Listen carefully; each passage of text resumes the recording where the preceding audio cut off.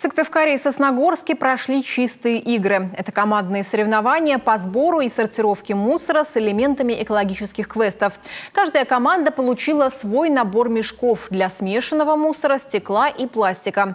По условиям, мешок с мусором необходимо было донести до ближайшего склада, обозначенного на карте местности.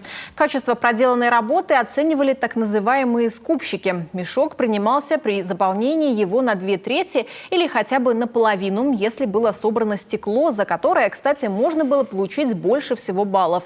Чуть менее ценным считался пластик. Любители скорости, а не сортировки, получали меньше очков. Какую стратегию выбрать, решали сами участники. Более 100 человек принимают участие на территории «Динамо». Очень активно семьями, организациями, друзьями, школьники, студенты пришли сюда, чтобы убрать территорию. Первые чистые игры в столице Коми прошли еще в 2019 году. В этот раз участники экологической акции собрали больше тонны мусора. Только автомобильных покрышек 255 килограммов, а еще 43 мешка с пластиком и 25 со стеклом.